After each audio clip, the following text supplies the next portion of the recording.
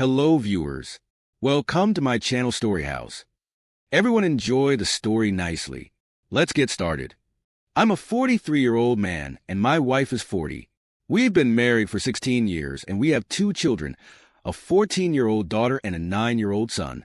Our journey together started off rocky, but we managed to overcome those tough years and come out stronger. We married young, and looking back, I wonder if we were a bit too idealistic, believing we could conquer any obstacle in our path. Our careers have been successful. My wife is a manager at a major advertising company, a role she's held for 3 years, while I've been in engineering for 7 years. Our jobs provide us with a comfortable lifestyle. We've always been a close-knit family, making sure to create wonderful memories for our kids, no matter how busy life got. I take pride in being a good husband and father, though I'm not without my flaws. Recently, I made a shocking discovery that shook me to my core. It turns out that my wife has been involved in a long-term affair. The signs were there over the past 2 years. She became increasingly distant, seemingly disinterested in anything I did. She started comparing me to her boss, constantly mentioning how we handled things better. She criticized my lack of initiative, especially when it came to planning romantic outings or making her feel special. Her response was often frustratingly vague. You should already know what to do. Feeling lost, I turned to research, bought books, and sought advice, desperate to reignite our love life. However, no matter what I attempted, it was met with lukewarm appreciation or outright disappointment. This wasn't the woman I had known for years, and I felt a growing need to fix whatever was wrong. Little did I know that it wasn't me who needed fixing. We had become close friends with her boss and his wife, bonding over shared family outings and get-togethers. Our children got along well, and it seemed like a natural friendship. Little did I know that this closeness was a cover for my wife's affair with her boss, a secret that had been hidden right under my nose. I found solace in confiding in her boss about our marital problems. He seemed like a genuinely helpful guy, and his advice gave me some hope. Little did I know that this connection would later unravel into something far more complicated. Back to the discovery. My emotional fatigue from my wife's constant demands for self-improvement or the marriage being over had taken a toll on me. It was bewildering because, until then, I believed we had a great marriage. One fateful night, I noticed her laughing and giggling while texting someone. We were in bed together, and curiosity got the best of me. As I leaned in to take a peek, she violently pulled away, her anger palpable. She demanded to know what I was doing. I explained that I wanted to see what was so funny, and she tersely informed me that it was none of my business before retreating to the bathroom. That moment was when I began to suspect that something was amiss, although I had no concrete proof. The following day, I made the mistake of confronting her directly about my suspicions. She reacted with fury and vehemently denied any wrongdoing. Desperate for the truth, I asked to see her phone, but she adamantly refused. It wasn't until later that night, with great reluctance, that she handed over her phone. However, almost every text message to specific individuals had been deleted.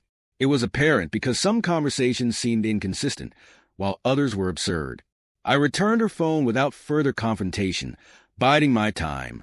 A month later, I managed to enlist the help of a friend to check her phone and recover deleted texts. By this point, she had gotten another phone and hardly used the one she gave me. Some texts were recovered, and through fragments, I finally had proof of the affair with her boss, as you might have guessed. I knew that confronting her immediately would likely lead to her finding a way to deny it, so I held off. I was a wreck during this time, consumed by thoughts of how it would impact our kids. The situation was agonizing, and I even broke down in front of my friend. Despite everything, I wasn't ready to give up on our marriage. 3 days later, I bought a book titled How to Help Your Spouse Heal from an Affair. It may sound naive, but I hoped that if I gave it to my wife, she would come to her senses and end the affair. I desperately wanted my wife back and to save our marriage. I had planned to talk to her that Saturday to work things out, but she informed me that they had an emergency at work and not to wait up for her. Naturally, I called her workplace on that day to verify her story, only to find that they weren't even open on Saturdays. I tried calling her phone, but there was no answer. She finally came home at 2 a.m. on Sunday, immediately taking a shower before climbing into bed. I couldn't contain my frustration and asked her why she was so late. She dodged the question, reminded me that she had already told me not to wait for her. I had had enough. I didn't give her the book I had bought, and I was suffering, but she seemed indifferent to my pain. In my desperation for some stability and answers, I reached out to her boss's wife to see if she knew anything. I don't regret that decision to this day. She was just as shocked as I was when she found out. She wanted to confront her husband, but I cautioned her that he would likely lie and try to cover it up, much like my wife had done. We decided to meet at her house to discuss the situation, and I shared the little proof we had. She wanted more evidence, so we both agreed to gather more on our respective sites and compare notes. I started snooping on my wife more diligently, and she did the same with her husband. It was shockingly easy for her to find undeniable proof. Her husband was so arrogant that he hadn't even bothered to delete the text on his phone between him and my wife. The bits of text I'd found earlier finally made sense, and we had a complete picture of their 2-year affair. The boss's wife and I were furious. Revenge crossed our minds, but we decided against sinking to their level. We both drew up divorce papers around the same time and were dead set on ending our marriages. Our spouses were clueless about the fact that we knew about their affair, and we continued to play our parts.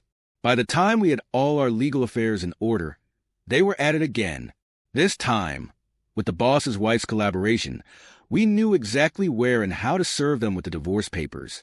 We even knew which hotel they had booked for their rendezvous weekend. I personally went to the hotel with the sheriff. I waited nervously in the lobby as the sheriff took care of the logistics. My wife was called down from her room, dressed in a bathrobe and panic-stricken. She demanded to know what I was doing there. It was a considerable distance from our home, but not too far. The sheriff asked for confirmation of her identity, and in her confused state, she affirmed it. That's when she was served with the divorce papers, and our tumultuous chapter together took another painful turn. Seeing the shocked look on my wife's face when she was served with divorce papers was undeniably satisfying, but I didn't want to gloat or rub it in. Instead, I decided to walk away, knowing that the job was done. However, she didn't let me leave so easily. She grabbed my arm, pulling me back, demanding to know what this all meant. I told her straightforwardly, "You had an affair, and I'm leaving you." It was as simple as that. Her reaction was explosive. She began screaming at me and gripping my arm even harder. The sheriff had to step in to tell her to release me, and eventually she did, breaking down into tears and pleading that she could explain that I had it all wrong. I was seething with anger, so I left quickly, heading home. I later learned that my wife had informed her boss about the situation, and he rushed home only to be served with divorce papers as well. We hadn't given them time to get their heads straight. It was a blindsided move, much like what they had done to us. Now, my divorce is on track to be finalized in a couple of months, but my wife and her boss are both fighting it tooth and nail. They claim they never intended to leave their spouses, that it was just a physical affair, and that other couples have had worse affairs and managed to salvage their marriages. They're hoping for a chance to 1F the situation. I've asked my wife what she expects the outcome to be, and she says she's going with the flow, that her actions were completely out of character, and that she's not that person anymore. But I'm not so sure. She called me bitter and resentful, unable to look past the negativity. She did apologize for it later, but I can't help but think that's how she truly feels. I still maintain contact with the boss's wife, and my wife absolutely despises it.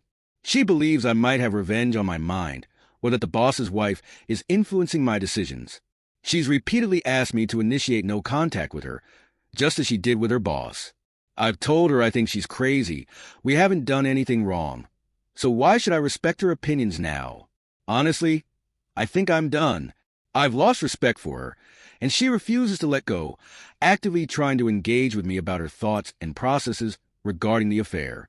To me, they all sound like excuses, so I don't entertain her attempts anymore.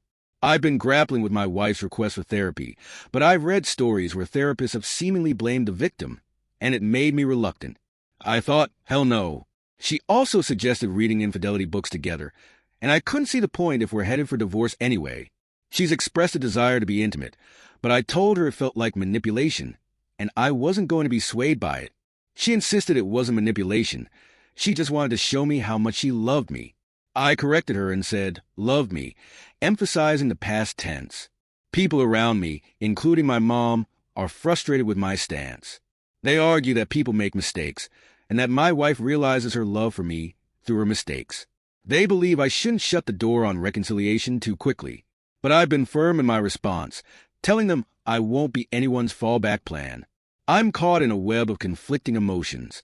There's still love there, but it's tangled up with anger and hurt. I can't help but wonder if I'm being unnecessarily cruel to her. She's making a genuine effort to make amends, but I find it hard to care anymore. The question that haunts me is whether I should reconsider the divorce. People are warning me that I might be moving too quickly and that I'll regret it.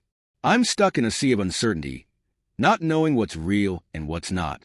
I want to clarify that my wife and I are in a somewhat stable place right now, but it's crucial to understand that this doesn't mean we're reconciling.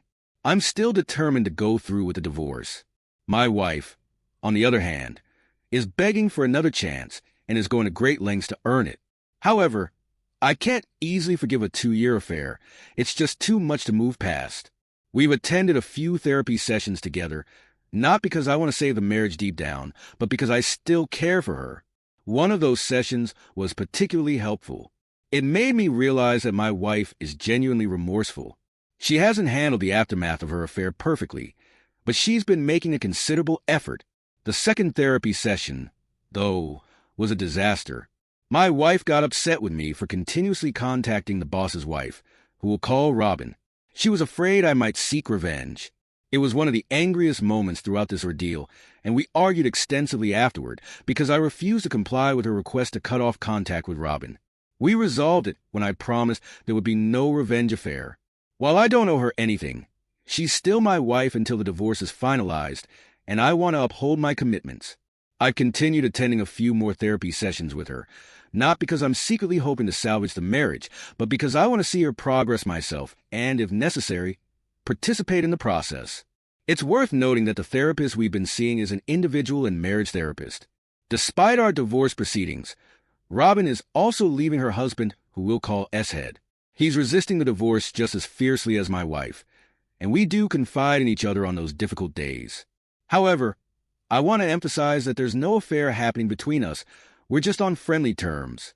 Robin is a strong and independent woman who doesn't tolerate any nonsense. My kids are doing okay. They understand that our divorce doesn't mean we love them any less. While they don't want the divorce, they comprehend why it's necessary for us, and we've discussed it with them in an age-appropriate manner. My wife no longer works at the advertisement company where the affair took place. She resigned shortly after I served her with divorce papers. According to her, she's had no contact with S-Head and reached out to online forums for advice on saving the marriage.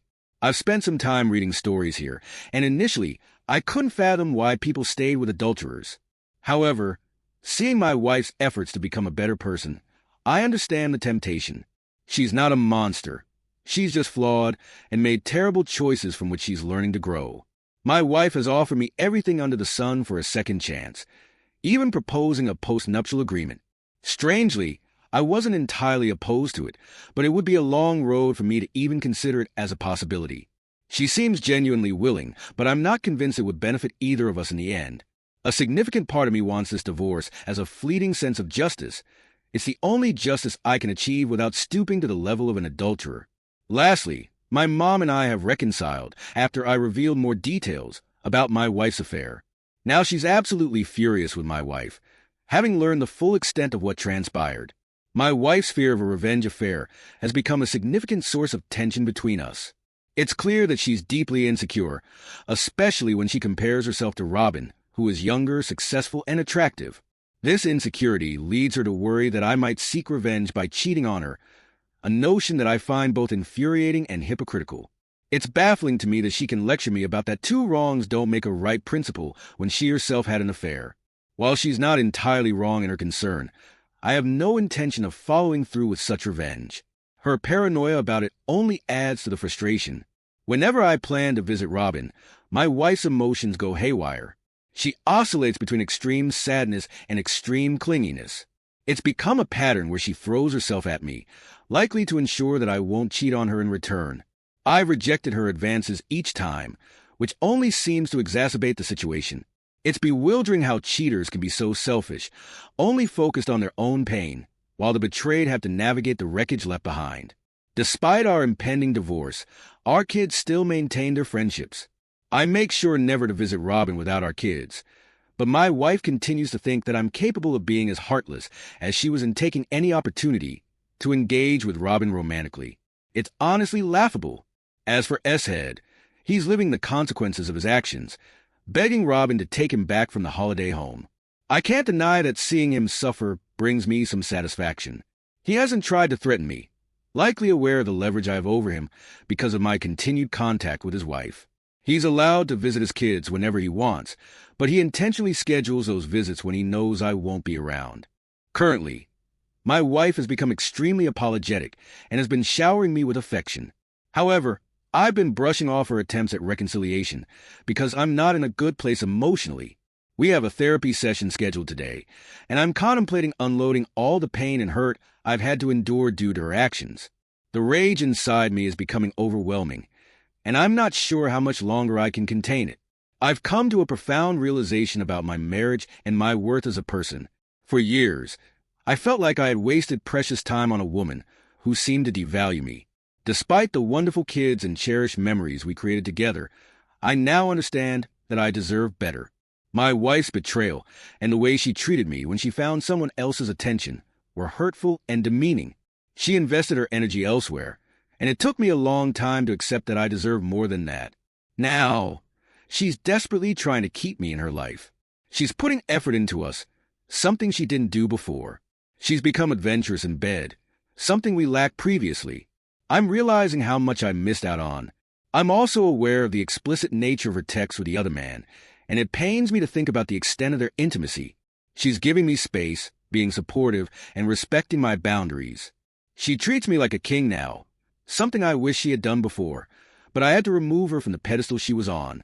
She's transparent and brutally honest, even when it's difficult for her or could upset me. I can see the shame and regret in her face daily. It's hard for me to accept that I still feel the need to reject her despite her efforts. I sometimes hate myself for it, but it feels necessary. People have told me that she's remorseful, and many relationships survive long-term affairs and even come out stronger.